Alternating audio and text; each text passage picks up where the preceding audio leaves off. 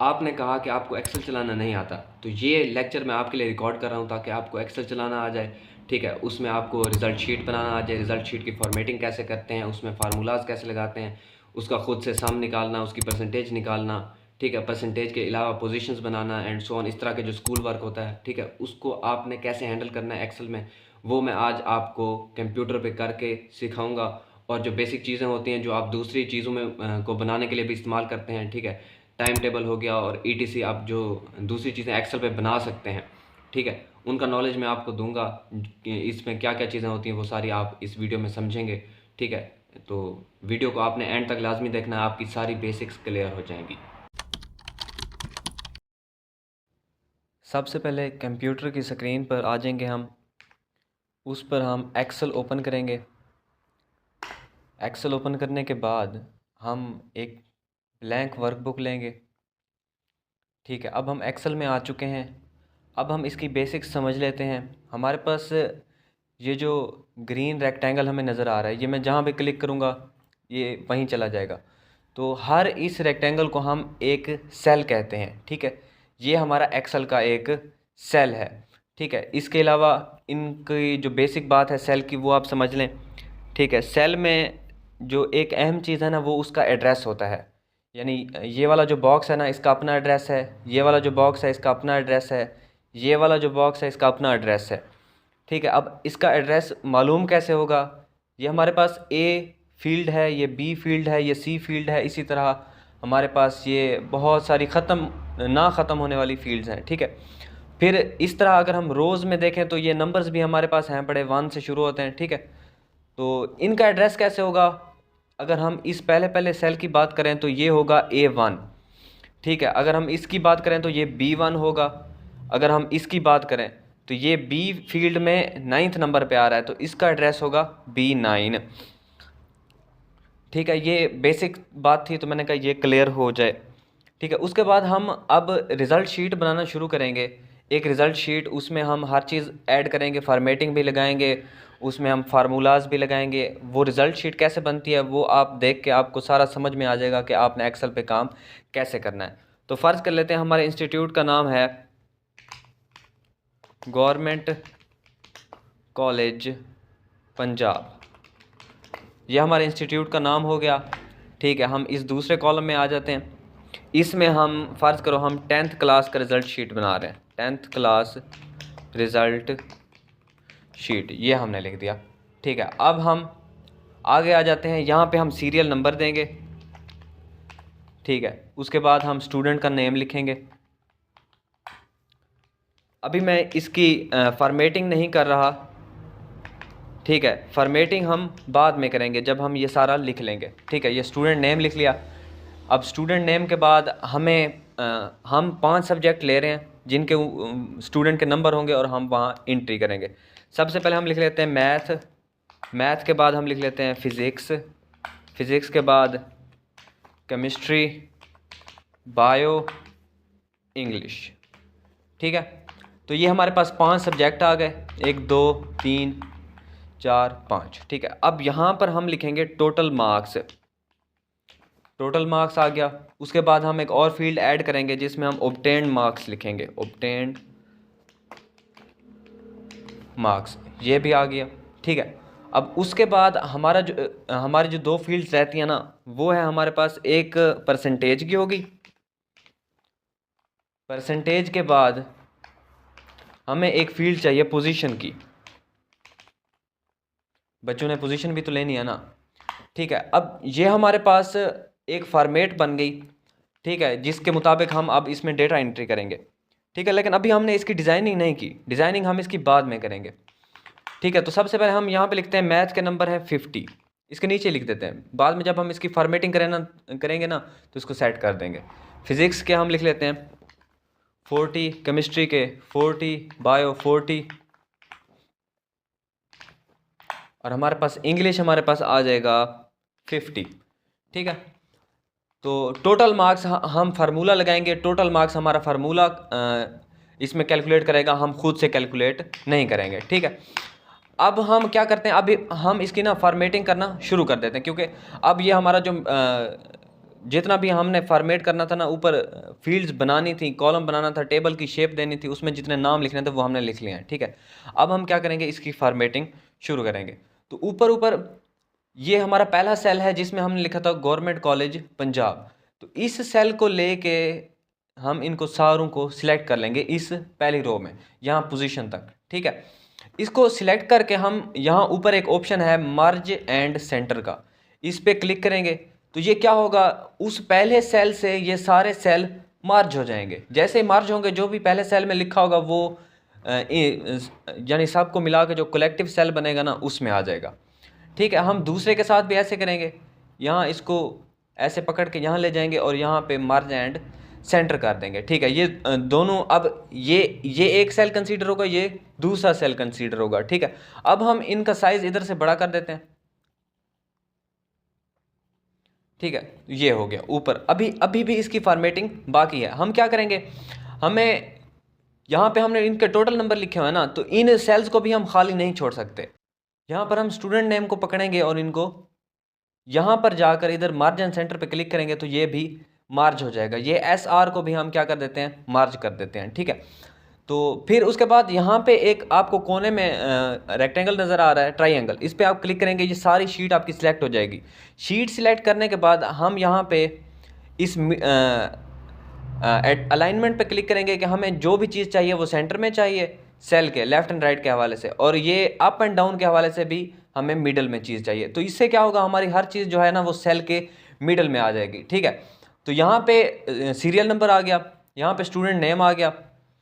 Student name क्या हो गया, यहाँ पे सेल 2 हो गए, हमें एक सेल चाहिए। ठीक है, ये गलती हो गई है हमारे पास। हम तो क्या करेंगे, हम इस सी को पकड़ेंगे, सी को यहाँ ऊपर एरो आ जाएगा तो हम इस पर क्लिक करेंगे। क्लिक होने के बाद आपने 2 बटन प्रेस करने हैं, कंट्रोल माइनस। उससे क्या होगा, हमारा पूरा का पूरा सेल वो वहाँ से रिमूव हो जाएगा और जो आगे सेल होगा ना वो उसकी जगह पे आ जाएगा। यानी यहाँ पे सी सेल था ना, तो सी सेल रिमूव हो गया है और उसकी जगह पे कौन सा आ गया है, डी वाला सी की जगह पे आ गया और ई वाला डी की जगह पे, ये एक स्टेप पीछे हो गए हैं। ठीक है, तो ये स्टूडेंट नेम हम यहाँ पे इसको थोड़ा सा इसको आगे कर लेंगे ताकि ये पूरा नज़र आए। ठीक है, तो अब यहाँ पर हम डेटा एंट्री करके ना फिर उसके मुताबिक फार्मूलाज भी लगाते हैं। ठीक है, पहला स्टूडेंट, दूसरा स्टूडेंट, तीसरा स्टूडेंट। अब एक्सेल की जो एक ख़ास बात है ना वो है कि ये हमें खुद से भी काम करके दे देता है। ठीक है, मैंने 3 नंबर लिखे हैं, मैं इन तीनों को सिलेक्ट करूँगा और यहाँ कोने से पकड़ के ना, मुझे फ़र्ज़ करो मुझे 30 नंबर चाहिए थे, मैं 30 पे आके इसको छोड़ देता हूँ। तो देखें 5 से शुरू हुआ और 30 तक 26 नंबर बनते थे। ठीक है, अगर मुझे मज़ीद चाहिए तो मैं इसको आगे ड्रैग करूँगा तो ये 30 हो गए। ठीक है, तो इस तरह भी एक्सेल काम करता है, खुद ब खुद ये हमारी नंबरिंग भी कर देता है। ठीक है, अब स्टूडेंट नेम लिखते हैं, अली हो गया, शाहिद, शुजा, सलीम। तो ये मैंने कुछ नाम लिख लिए हैं। ठीक है, अब इनके हम नंबर लिख लेते हैं, खुद से लिख दिए हैं। ठीक है, अब यहाँ पर हमने टोटल मार्क्स करने हैं ना, तो यहाँ पर एक हमारे पास एक इंपॉर्टेंट फार्मूला है, वो हम फार्मूला लगाएंगे। एक्सेल शीट के अंदर जो फार्मूले होते हैं ना वो इक्वल साइन से शुरू होते हैं। ठीक है, तो हम सबसे पहले इक्वल साइन लिखेंगे। इक्वल साइन लिखने के बाद हम लिखेंगे SUM, सम। ठीक है, सम लिखने के बाद यहाँ पे आप देखें तो हमारे पास क्या आ जाएगा, ये उसका सिंटैक्स आ गया है फार्मूले का। यानी सम ब्रैकेट के अंदर जितने भी नंबर आपने जमा करने हैं ना वो आप नंबर लिखेंगे। नंबर को आपने किस चीज़ से सेपरेट करना है, कॉमा से। तो हम क्या ऐड करना चाहते हैं, हम यहाँ पे नंबर तो ऐड नहीं करना चाहते, हम ये वाले सेल ऐड करना चाहते हैं। तो हम क्या करेंगे, माउस से इस सेल को पकड़ेंगे और इन सारे सेल्स को हम क्या कर लेंगे, सिलेक्ट कर लेंगे। ठीक है, ये सिलेक्ट करेंगे, इंटर करेंगे तो इनका जितना भी सम बनता था ना वो इसमें आ गया है। ठीक है, तो इस पूरी फील्ड में हमें कितने नंबर चाहिए, 220 फील्ड चाहिए, क्योंकि ये टोटल नंबर की फील्ड है, ऑब्टेन्ड मार्क्स की फील्ड ये वाली है। ठीक है, या हम यूं भी कर सकते हैं कि अगर हम इस फील्ड को कंट्रोल C से कैंसिल कर दें, यानी इसकी हमें कोई ज़रूरत नहीं है और टोटल मार्क्स हम इसी फील्ड में लिख दें, तो वो भी हम कर सकते हैं। ठीक है, अब होगा क्या, हम इस फार्मूले को चाहते हैं कि ये इन सारी फील्ड्स में आ जाए। यहाँ पे अगर फ़र्ज़ करो आगे भी स्टूडेंट्स होते और 500 की तादाद में स्टूडेंट्स होते, तब भी हमारा फार्मूला इन पे काम करता। कैसे काम करता, हम इस एक सेल को सिलेक्ट करेंगे, इसमें हमने फार्मूला लिखा हुआ है ना, इसको पकड़ के यहाँ से इसको हम जितना हम आगे चाहें ड्रैग कर सकते हैं। जैसे ही ड्रैग करेंगे, इसके 180 नंबर बनते थे, इसके 205, इसको 195, इससे 150, 150, 40, 40 ये हो गया। ठीक है, समझ में आ गई ना। तो फार्मूला कैसे लगाना है, ये हो गया सम का फार्मूला। ठीक है, अब हमने निकालनी है परसेंटेज। परसेंटेज कैसे निकालेंगे, इसका भी हम फार्मूला बनाएंगे, इक्वल लिखेंगे। ठीक है, अब परसेंटेज का जो फार्मूला है ना वो एक्सेल के अंदर बिल्ट इन नहीं है, वो हमें खुद से बनाना पड़ता है। खुद से कैसे बनाना पड़ता है, एक्सेल का आपको परसेंटेज का फार्मूला याद होगा, मैथ में आपने पढ़ा होगा। कैसे होता है, आपने लेना होता है जो जो जिस चीज़ की आप परसेंटेज निकालना चाहते हो, यानी ऑब्टेन्ड बट्टे में टोटल मल्टीप्लाई 100। तो फर्ज करते हैं ये हमारा 220 ऑब्टेन्ड है इस सेल का, ठीक है, और उसको हम डिवाइड कर देंगे 220 से। ठीक है, डिवाइड हम कर देंगे 220, क्योंकि हमारे टोटल नंबर कितने हैं, 220 हैं। H4 सेल में हमारे ऑब्टेन्ड मार्क्स हैं। ठीक है, 220 इसको हम मल्टीप्लाई करेंगे किस चीज़ के साथ, 100 के साथ, इंटर करेंगे। तो ये अब तो यहाँ 220 था तो परसेंटेज 100 आनी थी, लेकिन आगे ये जो नंबर कम है ना, यहाँ पे परसेंटेज इनकी 100 से कम हो जाएगी। कैसे, इसको यहाँ से ड्रैग करके इन सारे सेल्स में ले आएंगे। अब यहाँ पे क्या हो रहा है, यहाँ पे इशारे के बाद 4 नंबर आ रहे हैं, तो हम क्या करेंगे, ये नंबर वाली जो फील्ड है ना हमारे पास, यहाँ पे ये ऑप्शन है, इसको आप क्या कर सकते हैं, आप इनकी इशारे वाले पॉइंट्स कम कर सकते हैं। 2 हमें अगर नहीं चाहिए तो हम यूं भी कर सकते हैं, 2 3 आप जितने भी करना चाहें ये आप कर सकते हैं। मुझे 2 चाहिए तो मैं क्या कर लेता हूँ, 2 कर लेता हूँ, फिर मैं इसको यहाँ से ड्रैग करके सबको एक जैसा कर देता हूँ। ठीक है, तो ये हो गया। अच्छा, अब उसके बाद हमें पोजीशन चाहिए। पोजीशन में जो ये वाला सेल है ना, ये खाली रहेगा, इसमें हमें कोई भी चीज़ एंट्री नहीं करनी, क्योंकि यहाँ तो परसेंटेज था, यानी टोटल में से 100 आएगी। ये टोटल मार्क्स 220 थे तो उन्होंने ये हासिल किए हैं। ठीक है, तो यहाँ पे पोजीशन में हमें कोई भी फील्ड नहीं चाहिए, तो हम इसको क्या करेंगे, सिलेक्ट करेंगे। सिलेक्ट करने के बाद इसको मार्जिन सेंटर कर देंगे, ताकि ये 2 सेल ना हो, एक सेल बन जाए। ठीक है, एक सेल बन गया। अब हमें नहीं पता कि किसकी परसेंटेज सबसे ज़्यादा है जिसको हम फर्स्ट पोजीशन दें, तो उसके लिए हमारे पास एक्सेल के अंदर एक चीज़ होती है जिसको हम फिल्टर कहते हैं। तो हम क्या करेंगे, हम जिन फील्ड्स पे फिल्टर लगाना चाहते हैं ना उनको सिलेक्ट करेंगे, student name and so on, उनके मार्क्स, टोटल मार्क्स, परसेंटेज, ये हमारी क्या है, वो फील्ड्स हैं जिन पर हम फिल्टर लगाएंगे और इनको असेंडिंग डिसेंडिंग ऑर्डर में सॉर्ट करेंगे। ठीक है, तो यहाँ पे इधर आपने एडिटिंग में आ जाना, एडिटिंग में यहाँ पे सॉर्ट एंड फिल्टर लिखा हुआ है, यहाँ पे आपने क्लिक करना है, यहाँ फिल्टर पे क्लिक कर देना है। अब ये जो एरो की आ गई है ना, ये इन पे फिल्टर लग गया, फिल्टर। ठीक है, अब हम चाहते हैं कि जो सबसे ज़्यादा परसेंटेज वाला हो ना वो सबसे ऊपर आ जाए, तो हम इधर क्लिक करेंगे और यहाँ पे उन्होंने कहा हुआ है लार्जेस्ट टू स्मॉलेस्ट, इस पर क्लिक करेंगे तो हमारे पास जो सबसे लार्जेस्ट थी ना 93.18 जिस बच्चे ने लिए थे, हमजा ने, ठीक है, वो सबसे ऊपर आ गया है, उसके नंबर भी सबसे ऊपर आ गए हैं। तो ये फिल्टर लगाने से क्या हुआ, असेंडिंग डिसेंडिंग ऑर्डर में हम इनको कर सकते हैं। ठीक है, अब हम हमारे लिए पोजीशन आसान हो गई है, यानी हम फर्स्ट सेकंड थर्ड आराम से लिख सकते हैं। तो उसके लिए हम क्या करेंगे, फर्स्ट लिखेंगे। ठीक है, अब हमें एक्सेल हमारा जो है ना वो एक बेहतरीन प्लेटफॉर्म है जिस पे हमें ज़्यादा काम करना नहीं पड़ता खुद से मैनुअली। ठीक है, अब मैंने फर्स्ट लिखा है, मैं इसको ड्रैग कर लेता हूँ यहाँ पर। ये क्या हो गया, ये इसने खुद से पोजीशनें अलाइन कर दी हैं, सेट कर दी हैं, जिस बच्चे को जो पोजीशन चाहिए थी वो उन्होंने दे दी है एक्सेल ने। ठीक है, अब हमें हमारे इतने बचे थे तो हमने आगे वाले सेल हमें नहीं चाहिए, तो हम इनको क्या कर देंगे, डिलीट कर देंगे। ठीक है, अब ये हमारे पास बन गया है एक रिजल्ट शीट, लेकिन अभी भी इसकी फॉर्मेटिंग रहती है, अभी भी ये अधूरी अधूरी लग रही है। तो हम क्या करेंगे, हम इधर से पकड़ के जो फॉन्ट मैं इस्तेमाल करता हूँ वो है टाइम्स न्यू रोमन। ठीक है, वहाँ पे सर्च करके हम इसका फॉन्ट चेंज कर लेंगे। ठीक है, इसको फॉन्ट चेंज करने के बाद अब थोड़ी सी फॉर्मेटिंग और रहती है, हमें टेबल की तरह इसको क्या करना है, सेट करना है।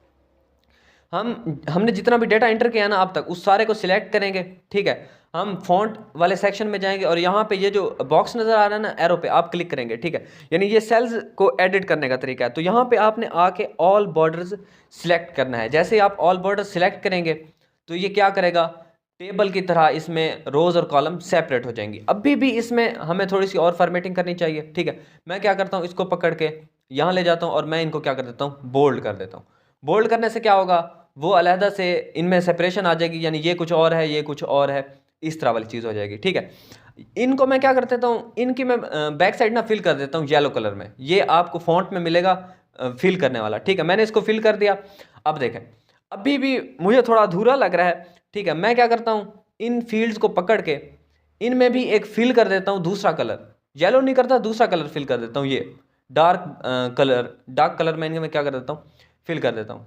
तो ये हमारी रिजल्ट शीट हो गई है तैयार। ठीक है, इसको छोटा कर लेते हैं, इसकी हमें इतनी ज़्यादा ज़रूरत नहीं है। तो इस तरह फिर हम जितना भी डेटा इंटर करना चाहें वो हम सारा इंटर कर सकते हैं। अब फ़र्ज़ करो हमें इससे नीचे भी डेटा इंटर करना था, ठीक है, तो हम फ़र्ज़ करो हमें 8वें नंबर पे डेटा इंटर करना था कलीम नाम से, ठीक है, कलीम आ गया,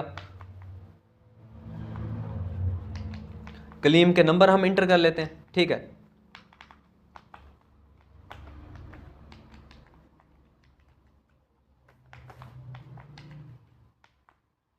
ठीक है, तो ये फार्मूले इसने खुद से ही डाल दिए हैं, ठीक है। मैं जैसे इस सेल में आया उसने फार्मूले खुद से डाल दिए, क्योंकि एक्सेल को पता चल गया था कि ऊपर वाले जैसे ऊपर इन्होंने चीज़ें लिखी हुई है ना, नीचे भी उसी तरह का डेटा आ रहा है, तो उसने फार्मूला ये वाला खुद से लिख दिया, परसेंटेज उसने खुद से निकाल दी। लेकिन हमें परसेंटेज कैसी चाहिए, 2 पॉइंट्स हमें आगे चाहिए, तो हम यहाँ पे जाएंगे ऊपर नंबर वाली जगह पे, ठीक है, वहाँ पे हम इसके क्या कर लेंगे 2 पॉइंट्स, क्योंकि बनते नहीं थे उसने लिखे ही नहीं है, ठीक है। अब यहाँ पे हमें एक और पोजीशन चाहिए तो हम इसको बढ़ा लेंगे। लेकिन यहाँ पे देखें ये जो हमने अभी नया रिकॉर्ड ऐड किया ना, इसके इर्द गिर्द लाइनें नहीं है, तो हम क्या करेंगे, इस रो को सिलेक्ट करेंगे, यहाँ पे एक फॉर्मेट पेंटर का आपको ऑप्शन नज़र आ रहा है, यहाँ पे आप क्लिक करेंगे और इस 12 पे क्लिक कर देंगे, तो ये जैसी फॉर्मेटिंग 7 की थी ना वैसी 8 पे आ जाएगी, ठीक है। तो ये हमारा एक तरह का रिज़ल्ट शीट है, रिज़ल्ट शीट हमने बना लिया, ठीक है।